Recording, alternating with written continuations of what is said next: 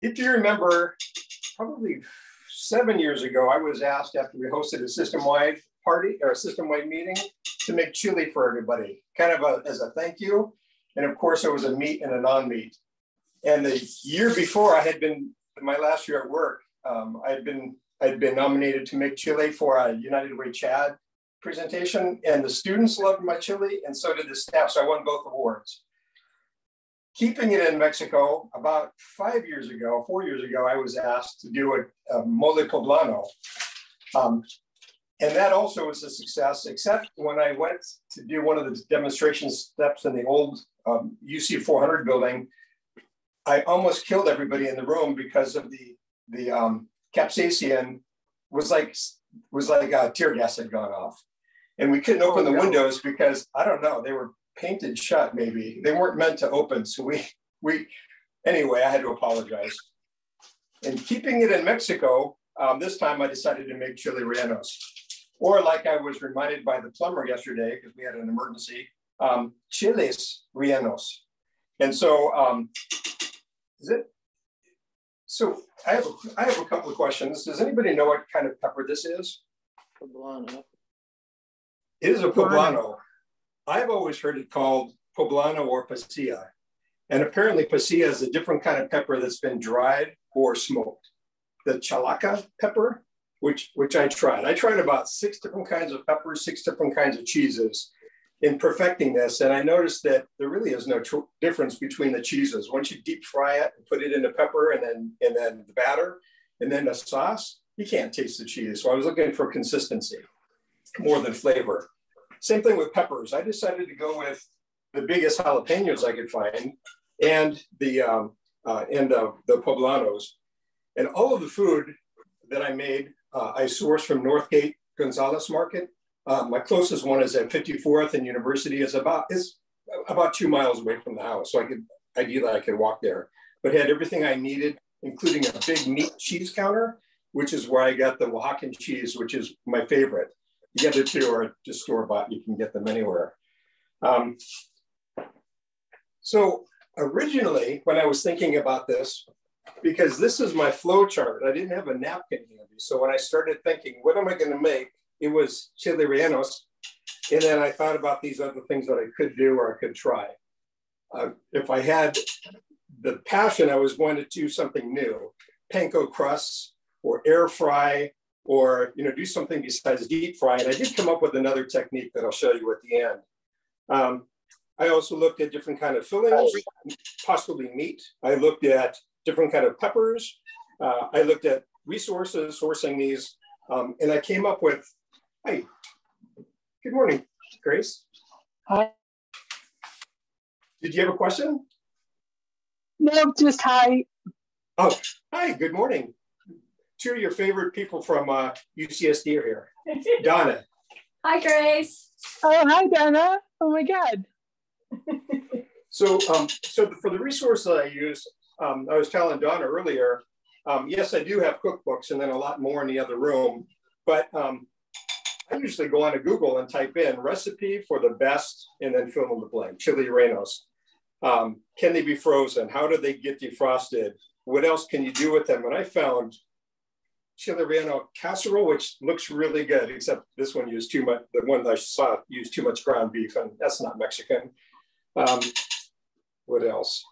So anyway, I got a recipe. I followed about 3 or 4, got different tips and techniques from several of them. And I decided on one, and then I watched some videos as well. And then this is a franchisor. It's a couple of stores, restaurants in San Antonio. So when I visit my sister, this has 2 locations, one out in the burbs and one probably the original closer to downtown. Really good. This is what I use for potted beans, which we're going to have for lunch. I give you a recipe for this one. And then this book, which my brother bought and left behind, including 1,000 Indian from the subcontinent recipes. So this is where I got the recipe for the chile verde. Oh, this is chile rellenos. Chile verde came from online, and I gave you a link for that one. So this book, 1,000 Mexican recipes from Marge Poor, is what I use for today's Chile Rellenos, because it seemed like the best well-rounded resource for frying, for preparing. So I'm going to go ahead and turn on the oven for broil, because the first thing I'm going to be doing is charring these and showing you how I do it, and then giving these enough time for the peppers to sweat. Show you how to take the skins off. And one thing that I noticed was one of the cookbooks recommended using gloves. So if you know that you have sensitive skin or you've got cuts in your hands, you might want to go ahead and use some kind of nitrile or latex, maybe not latex. It puts a taste, but even the thin gloves you use, general gloves, might be a good idea. And remember not to touch your face or wash your hands after you've touched peppers, because it's not so much the outside, it's the inside. It's the I don't know, you'll see when I prepare these, that there is a lot of moisture inside. So you're taking the skin off, and the reasoning why you take the skin off, you char them off, is because it's hard to digest. And so I'll remind you later that when you're taking the skin off of these, if you leave a couple of bits, that's fine, but you don't want to leave the whole pepper.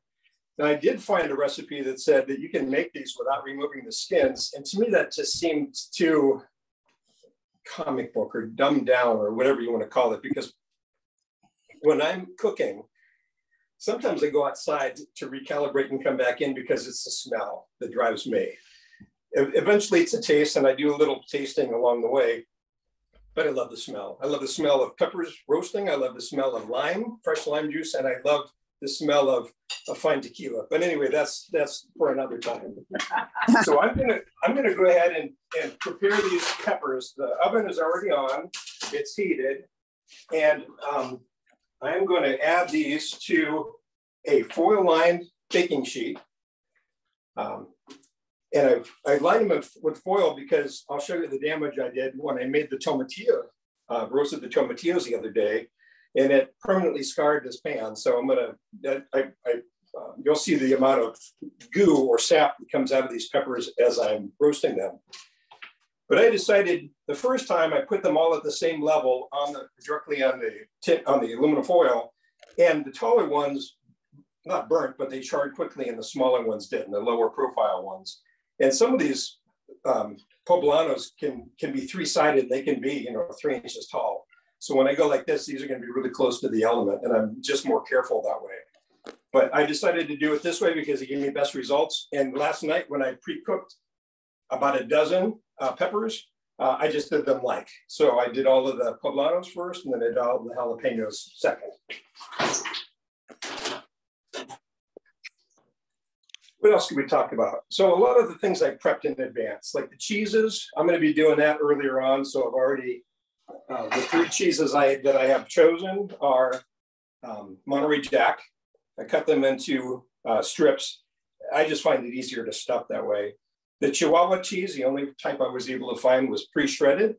And the Oaxaca cheese, which is my favorite. I mean, it's like cheese sticks or a string cheese. It holds up really well. I mean, I buy it by the quarter pound, and then I just sit and nibble on it instead of getting cheese sticks. But this came shredded. Shredding to me is, it hurts my knuckles when I slip on the box grater. This is already in chunks, so I just made it into slices. And then, of course, the Monterey Jack cheese, which I got from Kroger's or somebody, was in a block. So I just cut pieces off. And it's easier to stuff these, in my experience, into a pepper than these, which want to work themselves out of the opening, or just kind of a little bit messy. So I've got enough here, probably too much, but anything left over, I like cheese. The other thing I did last night was to prepare this and another platter of peppers. So today all I needed to do was make the slit in the side, take out some of the seeds, because seeds, like skin, they have flavor. The seeds are enjoyable. When I made the double batch of mole poblano a few years ago, Suzanne asked me to keep the seeds from 120 peppers because that's how much it took, about 60 per batch. So a year later, I asked her if she still had some in her drawer. She still had part of the bag of seeds that she uses as a spice. So that's something that you could do with these too. But yeah, they're pretty. They smell really well. I grilled these or charred these yesterday, and then I put them in the refrigerator because, I mean, they're for you lab people. I mean, this is, I don't know, maybe there's an auger or a lab media that's made out of poblanos, but this is probably really good for growing stuff. So I put them in the refrigerator, brought them out about an hour ago just to get to room temperature. Great. These peppers too. I have my partner and Sous chef Rick, who is my sous chef, and I might have to put on the oven fan at low. So please let me know if you have a hard time hearing me. Let me check on my peppers. They're just starting to pop, which is an indicator. So if you've ever made microwave popcorn, you listen to the pops, and how do you know when they're done? You either hit the popcorn setting or you listen for 4 seconds between pops, and you know that some are going to burn before the other ones pop. So I'm listening for the pops. Let me know if the smell gets too bad, because I mean, right now it smells amazing. Let me check my nose, because there's a lot of things that I learned in this process, and so far, I realized that if you char these too long, it actually cooks and breaks down the pepper, which makes it easier to shred. So I went through Anaheim chilies, I went through Chilaca chilies, and I think there was another one that I tried as well, and they're too thin skinned. And if I had a flame, I might have proceeded with those. But my experience, they shredded, and it was really hard. I mean, the batter, the cheese kind of holds these together and is forgiving to a point. But if you've got a long, skinny Anaheim or Hatch or those kind of chilies, the skin is just, it just shreds. There's no way you could just fudge it or overlap the openings. What else?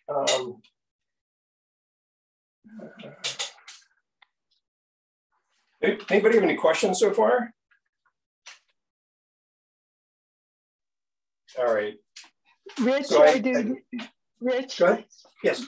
This is Grace. Where do you get the Oaxacan cheese? Oh, from the meat and cheese counter at Northgate Market, and I'm sure they would have it probably at any Mexican grocery store. I like fresh. So when I asked the counter attendant, I got panela cheese, I get queso fresco, fresh cheese, I get the Oaxacan cheese, anything that they had fresh. And I said, can these be frozen? Because I'm not doing this recipe for another week or two. And he said, no. So I choose the fresh cheese, even though I have to get it a day or two in advance, because the consistency of the flavor, I'd rather have fresh than whatever they put in it to extend its life. But yeah, the meat counter is the best way to go. And luckily I've got Northgate Gonzalez Market at 54th and University, really close. Okay, thanks. All right, so these are ready to turn. I'll bring these closer to the camera, but you can see that this one has started to brown quite nicely, or actually blackened. So I'm going to turn it 90 degrees. I'm going to probably put these in for a few minutes, trying not to let them get overcooked, because it will cause these to burst, and it will also cause them to be too pliable, and the skin will rip easier. So I'll put these back in. I might not do it for the whole 4 cycles per, but that's what, this is the reason. It's kind of time consuming, but it smells amazing. And it also, for me, that's a kind of a slow cook connoisseur. I did some of these steps in advance. So it is a little tedious. For me, it's fun to do. I love the smell. And I could do the peppers one day, and then I could do the batter the next day. So it breaks it down into just, it's a 2-day process, but an hour or two, and then an hour or two. And the results are well worth it. I did mention that I'm going to try, I've already tried it, but a non-deep fry, because I've already got the oil heating here, or I'm going to put the gas on. It's too easy for the oil to get too hot. They say about 350 maximum, 340, 350 is probably best. And because I've got different permutations, and I wanted to be exact on this, and I also wanted to gift something to myself. As I went out, I didn't go out, Amazon brought me a therm pen. So this is the not the top of the line. This one, they used to be $100 and some when they first came out. And so this one I bought specifically for today because it allows instant readout for the oil. And so I wanted to be more exacting than the other ones that I got. One is a cable that came from Williams Sonoma, and the batteries died. And then another one was more for meat. So it only went up to maybe 300 degrees, 200 degrees. This one goes up to, I don't know what, 500 and some degrees. So it's accurate and it's also quick. So I bought this for myself.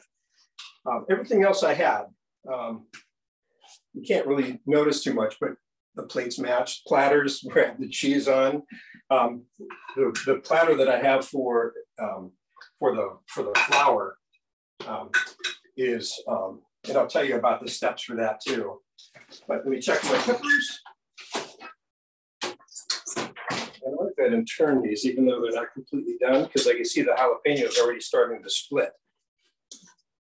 That's easy. That's, like I said, these peppers in the batter, the process is pretty forgiving in my experience.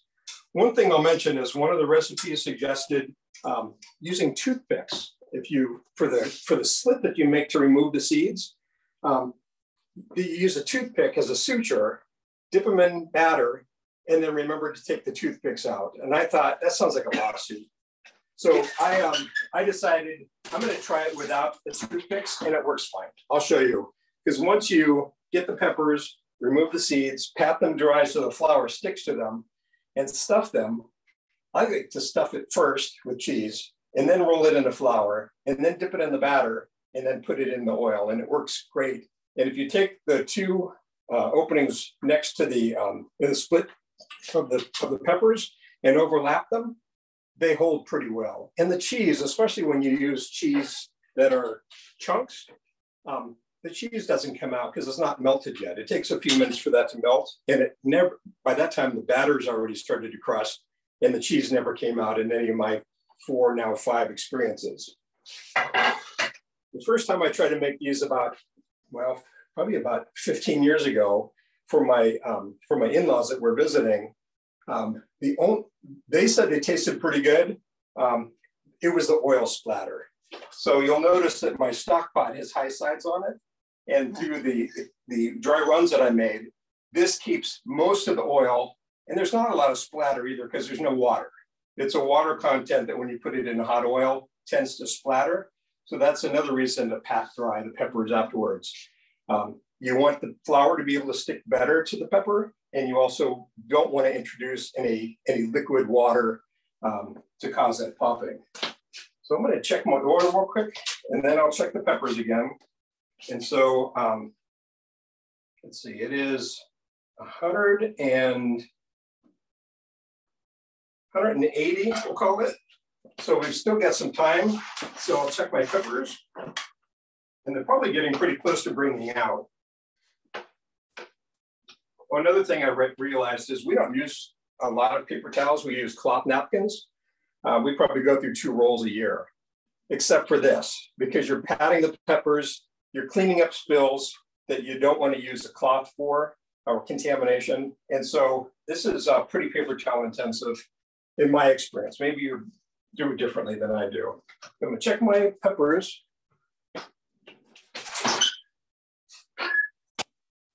And because the poblanos are done, I'm going to pull those out and let the jalapenos be in a little bit longer. Although from my experience, the jalapenos don't take as long to sweat. Now, it says to put the peppers in a bag to let them sweat. I don't know, maybe it was somebody else's suggestion, but newspaper, and especially the front page I've noticed, is a really good inner liner because too, it prevents the peppers from sticking to the bag. And it also gives you something when these get wet from the sweat to wipe your hands off, to wipe the pepper skins out of your hands. So I just put these in a piece of paper or paper bag, make the opening as small as possible to get the air out, and then let them sweat on the countertop for about 10 minutes. I put these back in for one more time. Let's see. So while I'm waiting, I'm going to go ahead and put the flour on a platter or on a plate. It recommends about a half a cup. I try to be a little bit more judicious or a little bit more generous, I'll say, because flour costs practically nothing. So when it says a half cup, I try to do a heaping cup because I'm going to take a tablespoon of this and actually mix it in with the batter at the recommendation or following the recipe. I don't know what it does chemically or physically to the eggs that are separated and beat, but they say put a tablespoon of flour in the mixture, and the rest of it put on a plate. Because I like heat and because I like flavor, and I'm a Penzies aficionado. Their California seasoned pepper, I have added it to the flour to give it a little bit more flavor, because it's not that it's thick, but it has no taste. The batter, that is. And just mix it together, because this is when we're dredging the chilies in. And it's good to have a little bit extra anyhow.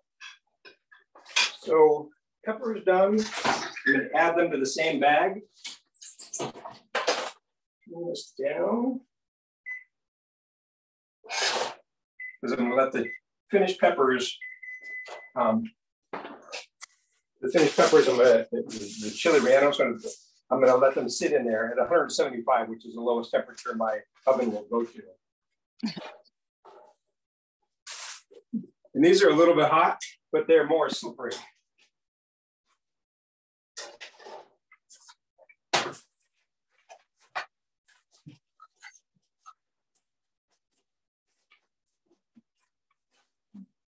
So as you can see,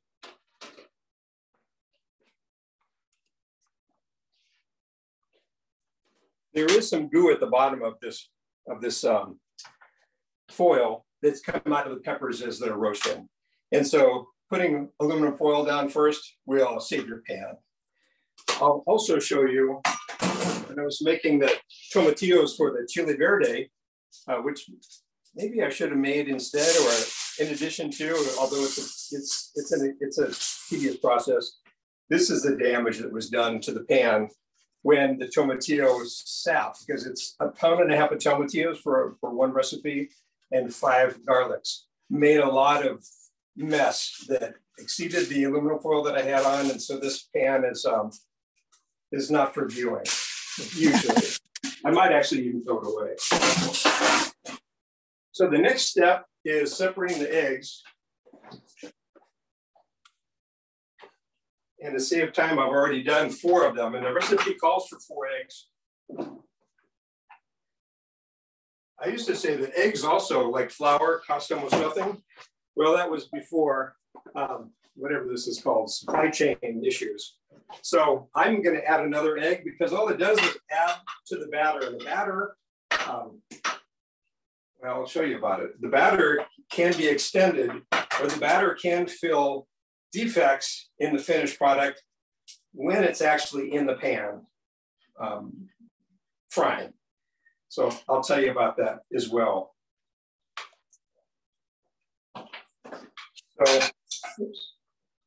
So if you get a little bit of yolk in the mix, that's fine. And a little bit means less than 10%. So there's a tiny little bit of yolk that's gone in here. The rest of it,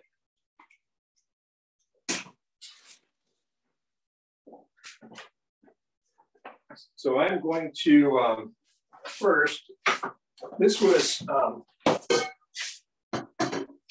something that I learned too. My kitchen gets really hot, especially over there under the cupboards, next to the refrigerator, next to the stove. So I'm making a cool water bath that I put the batter into so it doesn't separate. Because the first time I tried to make these, next to this heat, which is 350 degrees, my batter started to separate. So I'm putting the yolks, or the whites in the bowl. I'm going to batter them over here, beat these over here. And those, if you've ever made egg whites before, you want to make sure that it's stiff peaks, and the recipe suggested where it doesn't move in the bowl. And so it's going to be a little bit of noise. But I also want to show you, these are 5 egg yolks, 5 egg whites. And it says that I'm going to become frothy, which is probably now. Is to add a quarter teaspoon of salt, which for me is, I eyeball it. I use kosher salt in a little pinch bowl. So that's about a quarter. That's how I measure it. What it does also maybe imparts a little bit of flavor, or allows the flavor air to get in here. That's probably going to take about 2 minutes. So hopefully, if you have any questions, that would be a good time. This is something I couldn't do too much in advance because the peaks start to melt or weak.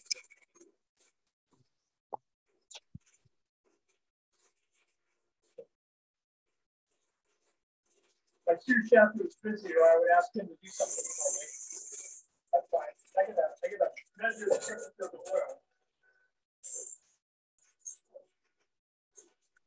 Yeah, I think since there's noisy, I think Zoom is blocking out both the noise and your voice. So if anyone does have questions, feel free to ask.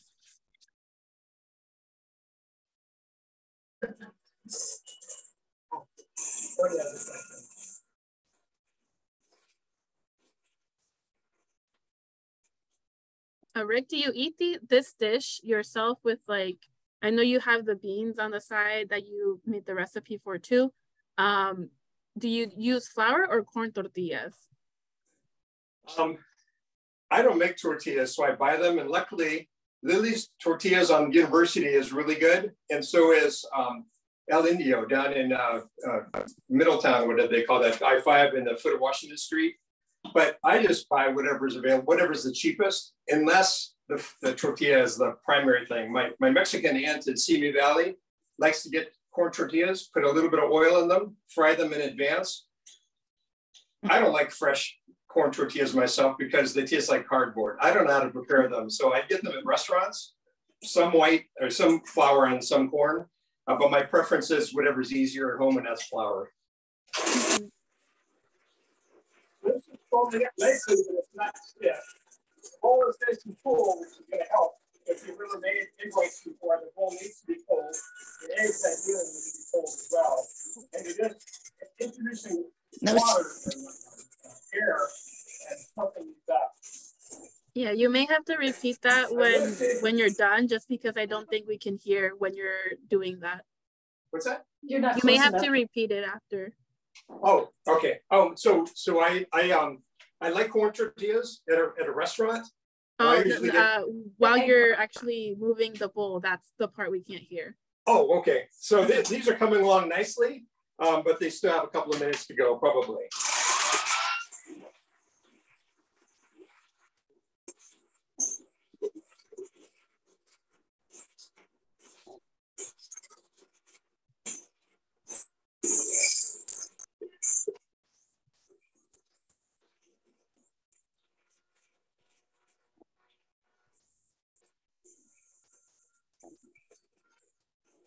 Does anyone have any good Mexican restaurant recommendations? I've been to, what is it, Casa Guadalajara in Old Town, or any other Old Town restaurants good? What's that? Any restaurant recommendations in San Diego that you think are pretty authentic? I mean, I know we live in San Diego, so they're everywhere, right? My favorites, if I'm going highbrow, I go to El Agave in Old Town, right above a place that I source almost all my tequilas, the Old Town Liquor. Yeah, Wine and More has very good selection, but the prices are about $5 more than Old Town Liquor. And I'm not beholden to them. It's just from experience. And plus, I like going old school, and that's Old Town. But right above it is El Agave. It's got a covered indoor patio and it's got an outdoor patio with heat lamps, but it's the main one. And I've seen people from UCSD, like administrators in El Agave, celebrating with 10 of their colleagues. It's a nice place to go to, but I love Super Cocina. It's about the 3500 block, maybe 3700 block of University Avenue. Here in East County, we're Rolando, the community of San Diego closest to La Mesa. So Mario's La Mesa is a really good restaurant, outdoor patio, heat lamps, indoor is a house. So it's very quaint, and the food is amazing, and the service is amazing as well. So this is almost done. It's developing nicely, but the first time we made this, it wasn't stiff peaks, and so that helped it to render and separate. So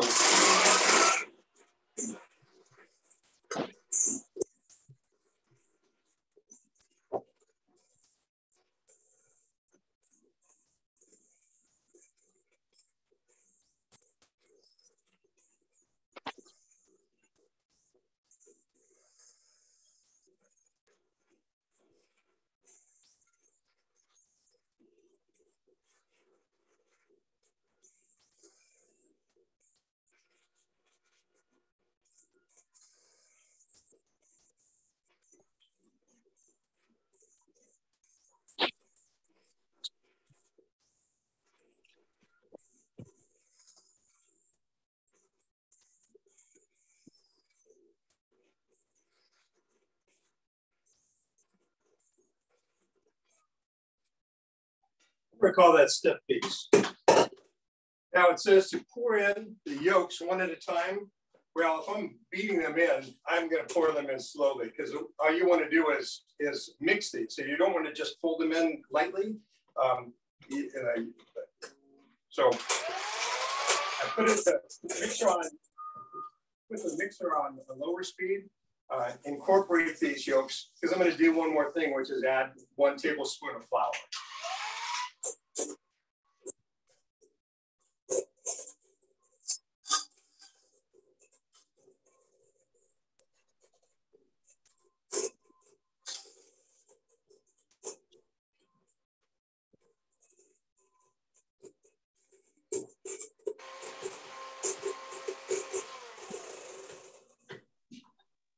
And I hate to be wasteful.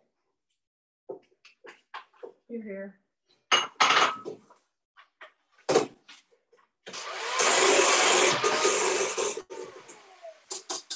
So what was nice and white is a yellowish color. It's still pretty thick, and maybe the flour thickens it a little bit more. So that's what I'll say the purpose of the flour is. So 1 tablespoon.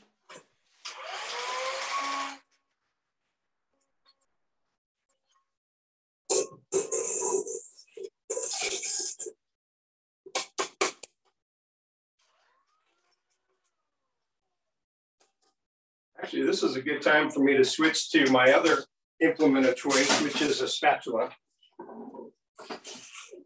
Make sure all the ingredients are fully incorporated. And I'm going to be using the spatula also for transferring the peppers from the flour into the oil, along with my tongs. So as mentioned, I'm going to put the batter into an ice bowl, because it's pretty warm over here. So the flour, I try to put between the eggs and the oil, because actually, first I need to stuff them. You still, I was going to show how to take the seeds out. Okay. Should I do that? Sure. Like now, or? Sure.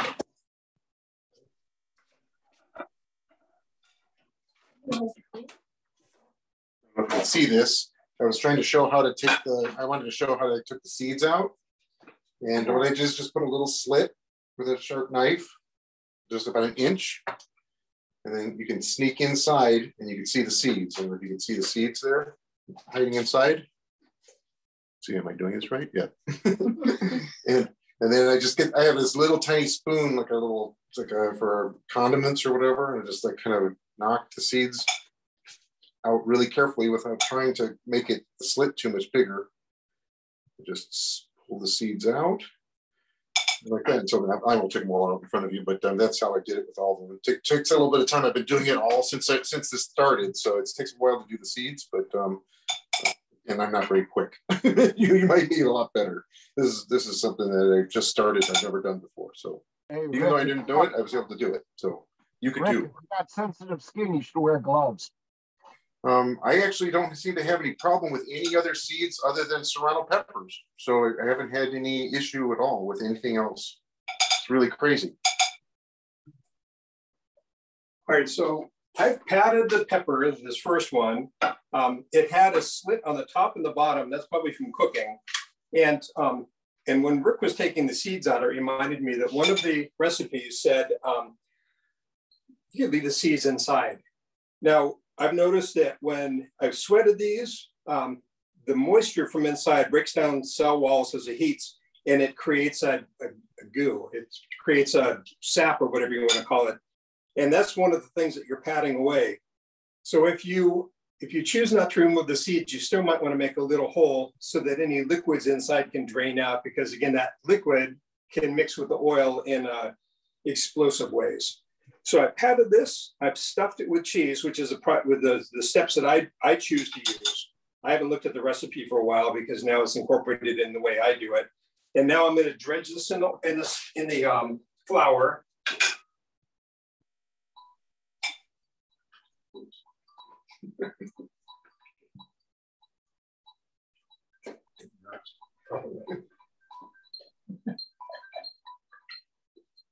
And as you can see, that the cheese is coming out because this was so badly split. But I'll tell you, you can try to overlap the edges of the pepper. I love cheese. And so I try to put as much cheese inside of it as I can. And so I'm overlapping the edges, and I'm going to carefully dredge these, not dredge, in the batter so that I spill the least amount in the process. And I've got the spatula in here to help me make sure that if I drop it, I have something to dig it out with. And because I made extra batter, I mean, it comes out really well. And then I dip it into the oil. And what I'm going to do is I'm going to get another silicone spatula out and make sure this one's separated a little bit. Push it back together before it stays that way. And the next one I do, I will show you in the whole process. So I've got a jalapeno this time. The first pepper I used, the jack cheese. This one, I'm going to use the shredded Chihuahua cheese. Again, it has a different flavor. It's a little nutty, but once you've used it in this kind of a process, you really can't taste the fine details or the differences between the different cheese. So this one, again, I'm going to try to put as much into it as I can because I like cheese with my food. Take away any extra from the outside. The coating's going to cover it anyhow. And I'm not the neatest person, but these come out amazing. So you'll see here in a second. When I flip these, I'll show you what these look like. But it comes out really well. The flour is allowing the batter to stick better to the peppers. The first time around it didn't. I didn't know about the flour. That was the failing of a recipe that I used the first time. Yes, Vanya. I think that was his background noise on my end. Okay. But because the batter is going to come in being very important.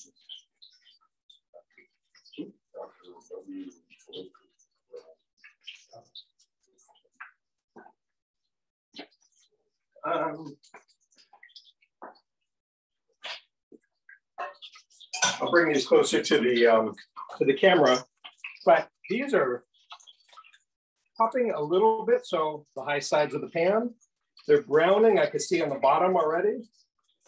And when I turn these over, when I pull them out, you'll be able to see a better choice of how well these how good these look so far.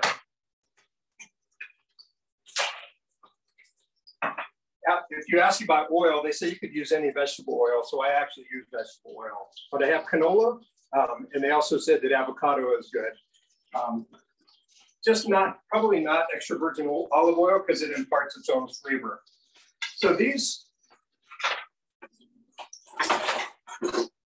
peppers, you can kind of see from the side. And unfortunately, the pepper that I chose didn't have its stem. It came off in the cooking process. It's fine because again, this recipe and this dish is very forgiving. I thought I'd bring the camera over there and show everyone. Okay, thank you. I'm gonna do a close up here.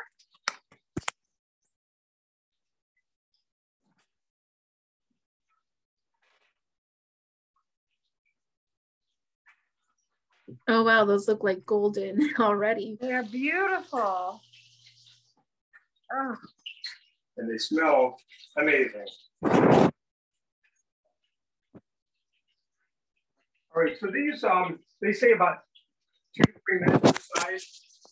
I'm a visual person, so I look to see if they're that golden color because this oil is pretty hot. It doesn't take that much to cook the outside. I want it to sear and create a nice envelope, but I also don't want to overcook it where it damages the pepper itself because all you need is a couple of minutes for the cheese to start melting. And then when you rest these, which I'll show you in a couple of minutes, it continues for latent heat to be able to allow the cheese to melt fully and get inside and coat the inside of the pepper. So I'm checking these, and part of it is, after a couple of minutes, it's just looking for the golden brown color. I think this bigger one is done. And I'm just going to put them on a cooling rack. That one needs about a minute or so. And you can see that this is not the best example, but this is the pepper that's split almost in half on 2 sides. So it still looks pretty good, especially maybe this side is better. Looks delicious. And when you coat it with sauce, you can't really tell. It's a very forgiving recipe. So I've already patted this one dry. I'm going to add, since I've done Chihuahua cheese and the jack cheese, I'm going to put the Oaxacan cheese, which is also in bulk. Well, it's in bigger pieces. It's easier to stuff, in my experience. You can get them crammed back into the where the seed pod was. And if it was up to me, if I was doing this just for me, I would leave the seed pods in and the seeds, because when I go to one of my favorite Mexican drive-thru restaurants, we've got 2 out here. Right across from the kitty corner from San Diego State is Super Pancho's. They have a really good Chile Relleno burrito, but what's even better, about equally a distance from us, is at about 72nd 100 block of University, just inside La Mesa, is Super Oscars. They have excellent Chile Relleno burritos and breakfast burritos and just about everything else, and they're open 24 hours. Super Pancho's by San Diego State, not open 24 hours, unfortunately. So the rest of this pepper is held together a little bit better. It's got a bigger stem in it. Let me put this one out first.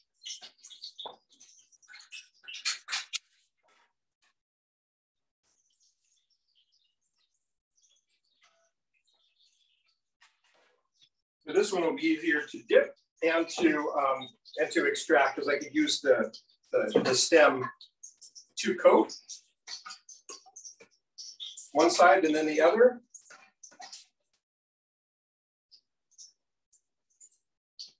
It looks, this one I'll show you with pride. The other one, not so much. So get better as you go. Definitely, and the water bath holds it too. So the batter has not broken down, and there's still quite a bit of it left, because I'm going to do all 6 for this recipe. Although I have a lot more chiles, I'll do them some other times. 1, so not to bore you, and 2, so I have something to do later. So the pepper, this one I'm going to put the Chihuahua or the jack cheese in the jalapeno, just because it's a little bit of heat and a little bit more heat. So my experience is with the bigger the jalapeno, the less heat that it has. So this is not going to be overly hot, but it'll remind you that it is a pepper or a chili, and it's got some natural heat to it. These big ones are probably equivalent to 1 step in the Scoville scale from a bell pepper, which has no heat to it.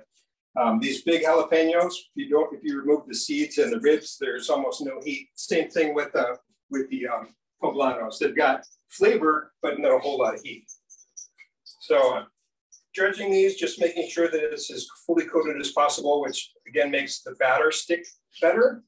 This one has got a bit of a stem on it. So I'll be able to use the stem to remove the pepper or the chile. And I like these as batter full as possible. You want to bring the camera over? Yeah. So I'll show you what these look like on the first step before I turn them.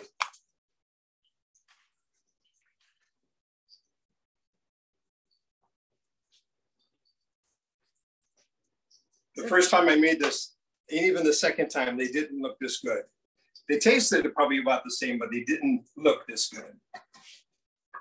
So while those are cooking, I'll continue on because that's 1, 2 done on the resting tray.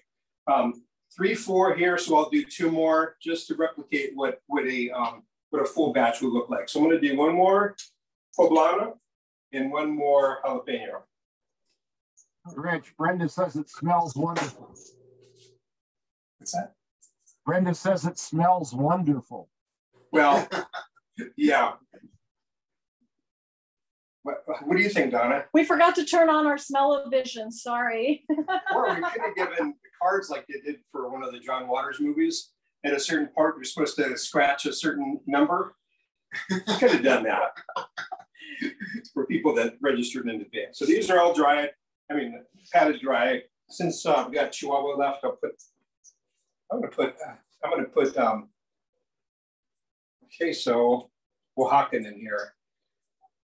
I can't rave enough about Oaxaca cheese, raw or fresh, or in a dish.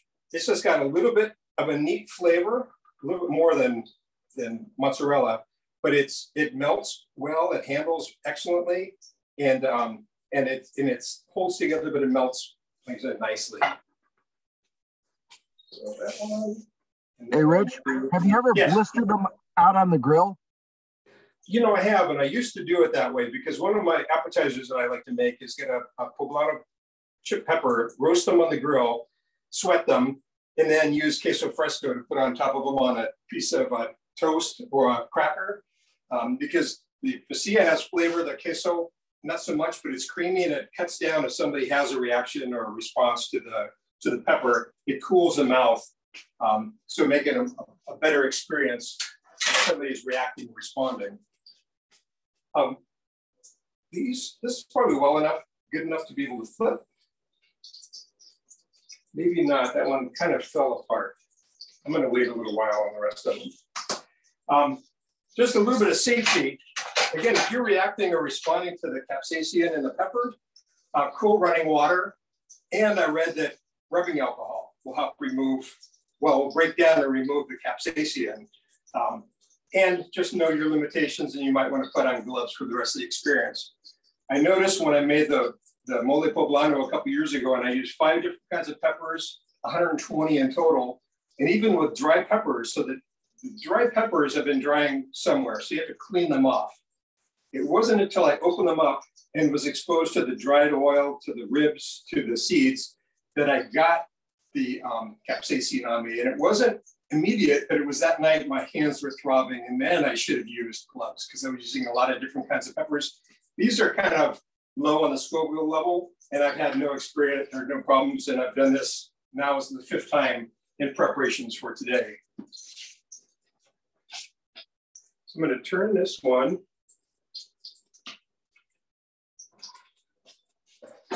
Use another silicone implement.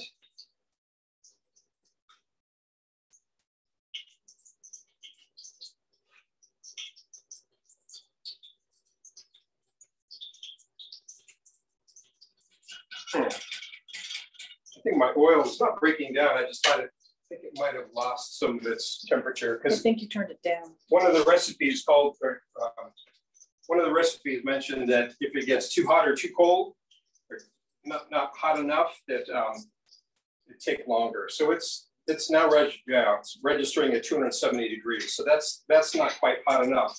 I also noticed when I put these in, they weren't popping as much. So I'm gonna turn it back up to medium low. But I didn't want, like yesterday, the temperature quickly got up to 450 degrees and it took almost forever to reduce that temperature. So I'll do these two again because they'll probably taste good, but they don't look very pretty. What else could it talk about? So I set 3 recipes and I think all 3 of them were posted. The traditional beans, which I've, when I reconstituted them from frozen this morning, I added a little bit of water because when I make a pot of beans, and 2 pounds will barely fit in this pot. So I've got a bigger pot, but I like this heavy bottomed one better. I put them in, I measured 2 cups, put them in a baggie, a sealable one. On the outside, I write if it's vegetarian, if they're al dente, if they're overcooked, if they're spiced, if they're vegan or vegetarian, and put them in the freezer. And when I defrost them, a little bit of moisture is still in there, but I put some filtered water in the baggie, I slosh it around, and that's enough moisture to be able to reconstitute the beans. And then I adjust from there. I put a little bit more salt in it because the salt that I put in while cooking have gone into the beans. So you taste them in the long run, but not right up front. And then my California spiced pepper mix is what I put in as well. And that's all it needed. I leave the garlic cloves in it. I smash them to incorporate them into the beans. And I actually like black pepper as well. So I add some black pepper because if you've ever been to Rubio's, I love their beans because they're very black peppery.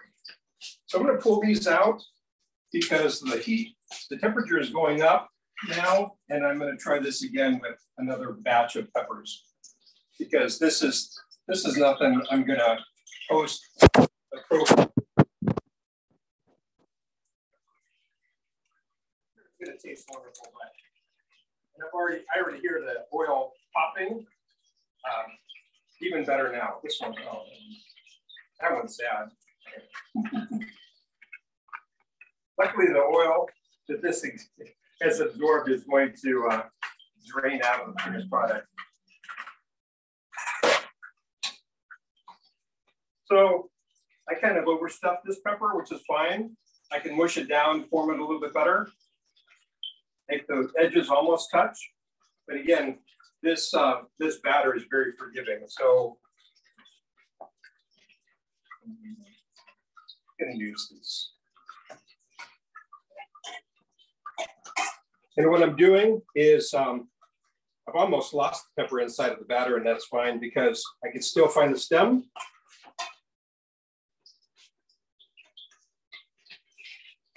And this one has a bit of a stem too. So I'm just going to drop this in here. Use the spatula to cover the whole thing with batter. Point this way.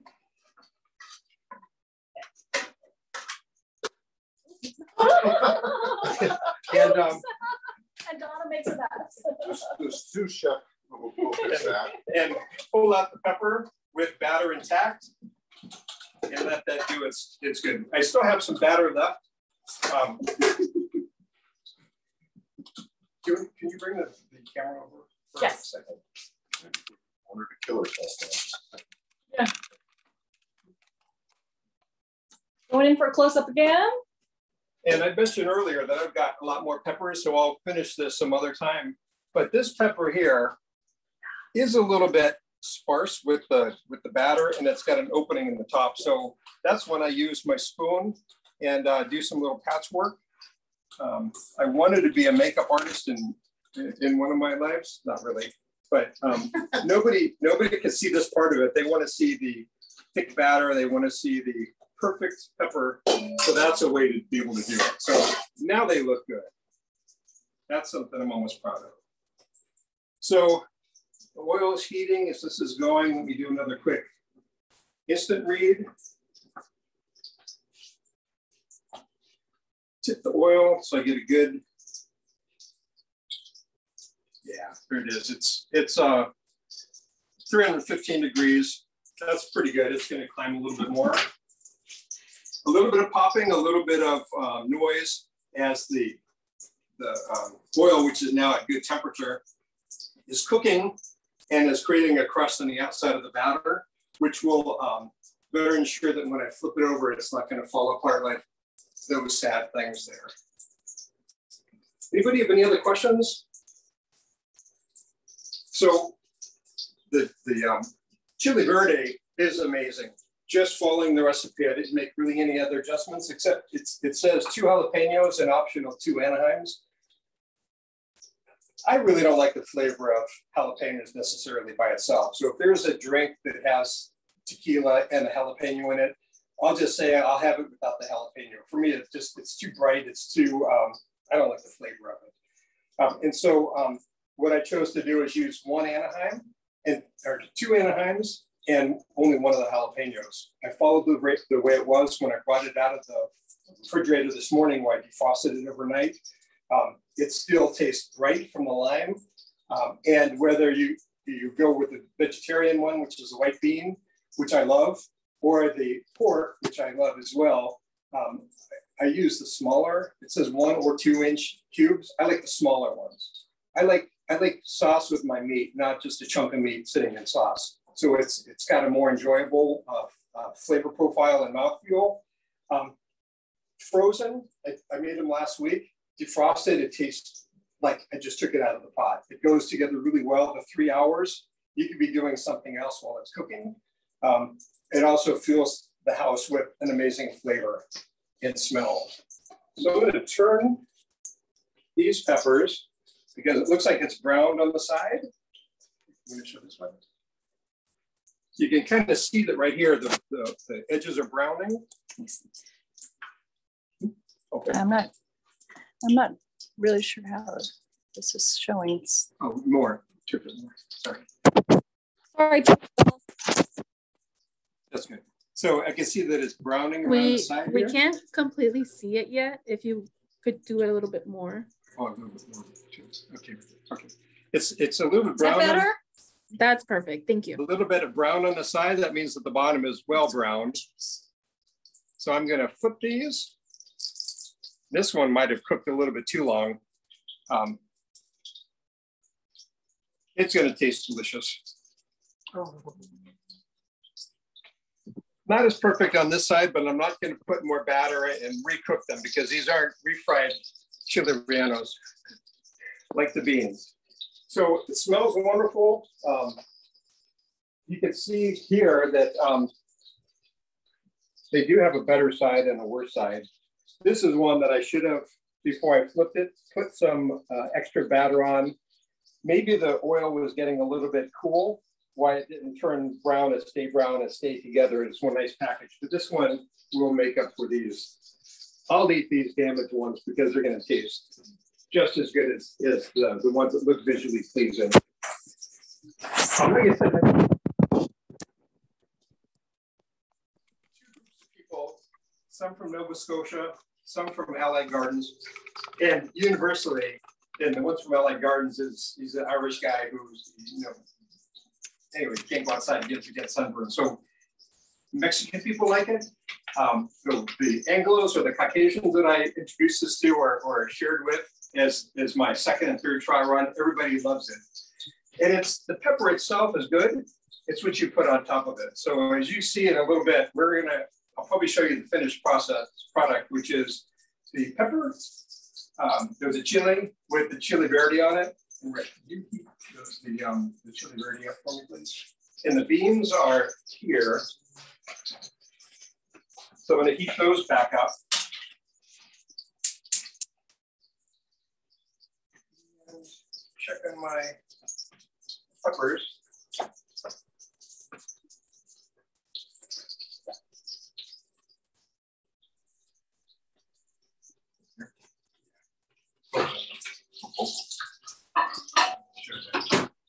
Oh, these are perfect.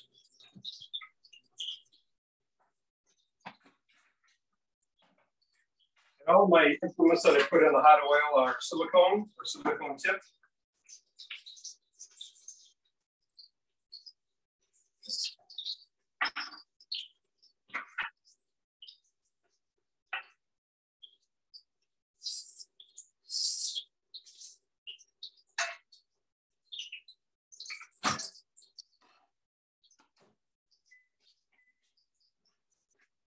one, I'm rushing, and two, my oil got a little bit cool, but we're one step away and probably 2 minutes away from showing you the finished product. Well, that's pretty much the recipe. Like I said, some variations that I saw were, oh, I know one. I could do this right now while we're waiting. Is these are the peppers that are done. I've got a lot of extra batter. I've got a lot of extra peppers.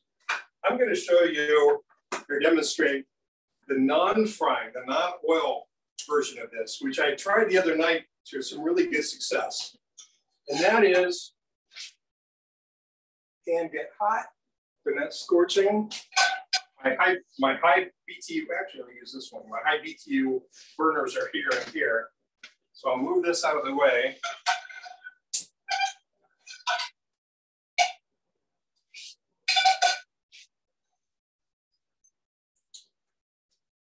Get my cover at the ready.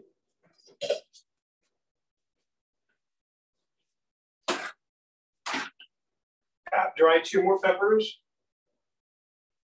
Keep calling them peppers, chilies. And while I'm doing this, I can also see that there was a stray seed and a little bit of skin that I could take off. Again, it's not digestible, but in little pieces, it's not really going to cause a problem, except for the most sensitive of people. And really, these peppers, the way they are vegetarian. They're all they are. Well, they're not vegan because there's egg inside of it, but and cheese. And cheese. Oh, that cheese. So I'm going to put the mild Oaxacan, which melts really well, into the jalapeno, which has a little bit of heat. Probably because a couple of seeds are stayed in here. And just because they've got a little bit of capsaicin in them itself, and some of the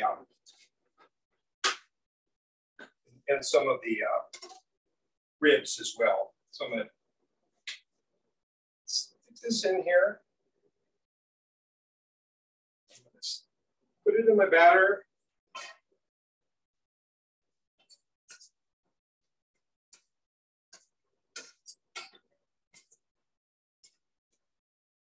Put out, put it in the pan. Same thing I'm going to do with this. Poblano pepper. I like playing in the mud as a kid, so I don't mind if the batter gets all over. But it does feel good because it's nice and cool and the kitchen's kind of warm. Put in the rest of the jack, as much as I could fit in the jack cheese.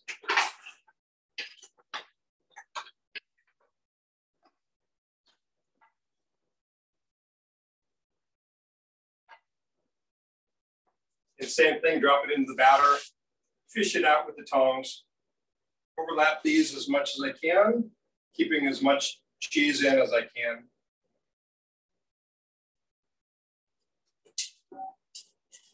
And luckily this one has a stem in it.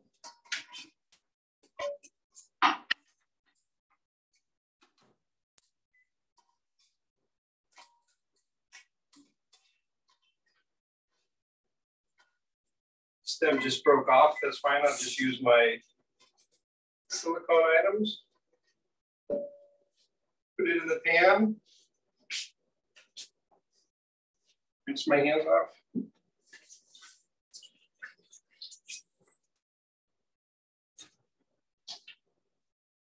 And then my technique of taking the extra batter and covering any cosmetic damage that was done, so it has a nice crust on it. And it looks perfect and fluffy and brown when I flip these over.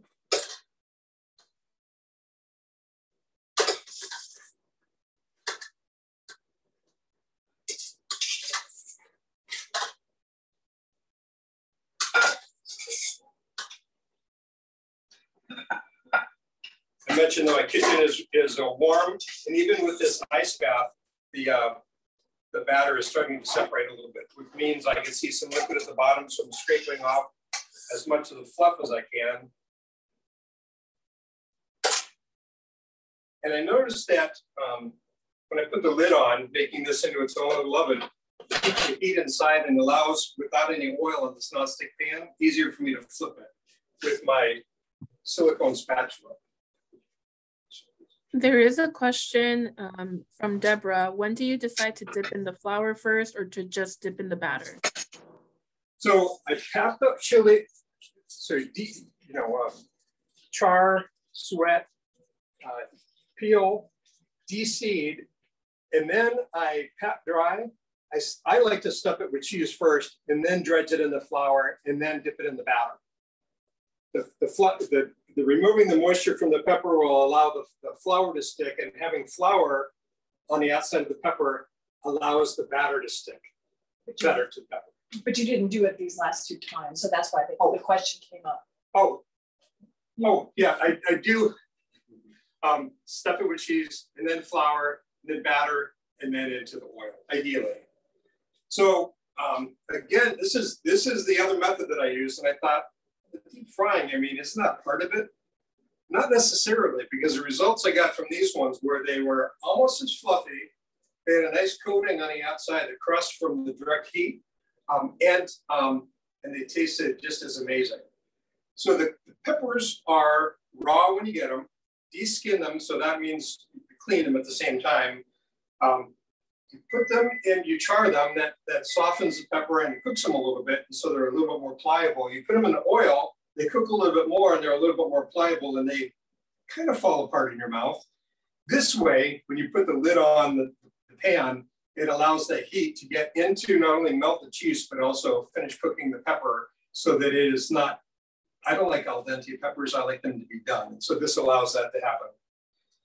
And so I'm looking, it's bubbling around the edges. I just have it on medium heat.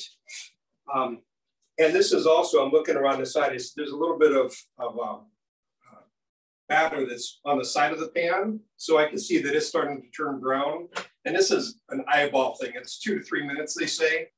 But I'm gonna go ahead and turn it. I'm gonna check it first. Looks great. You can see this. It looks similar to when you put it in the batter. It's a little bit easier because that's a deep pan to be able to flip it. Come right off, because when you have the heat in there, I noticed the first time I didn't have the lid on, the pepper didn't stay together completely.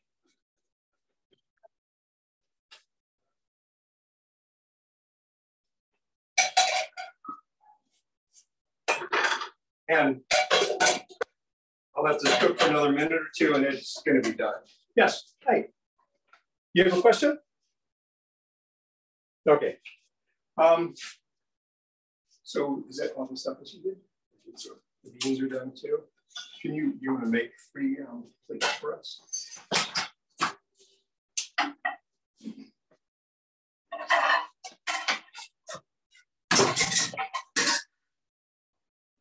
So since this is almost done, and this pan fried one is just almost ready to pull off the grill, the presentation, the cooking demo is almost done. But what I want to do is show you what the finished product of our lunch is going to look like. The serving recommendations. Beans are done, and they smell delicious.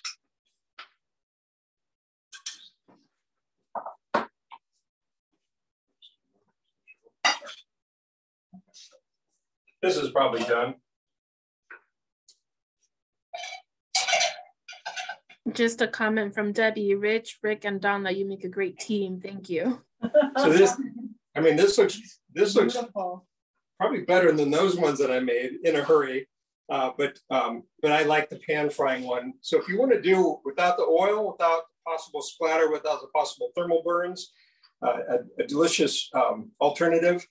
The pan frying on a non-stick pan with no added oil is maybe the way to go. So if there's no more questions, thank you guys for, oh, we're going to do avocado, that's right. So this is our finished product. This is chili verde on top of a chili relleno, homemade beans, And we're going to slice some avocado, and this is going to be what we're having for lunch. We're open for about another 45 minutes with 2 more seatings. So if you can make it here to Rolando, you can enjoy some of this as well. We're halfway there right now. So thank you guys for your attention. If you have any other questions, you could either send them to me directly at rbelmontez@ucsd.edu or to the Retirement Resource Center. We'll answer this for you, share with everybody else. And this will be on the web probably within a few weeks or so. Yes. So again, thank you and have a wonderful weekend. Thank you. That was wonderful. If you enjoy your meal, everyone. Goodbye. Thank you.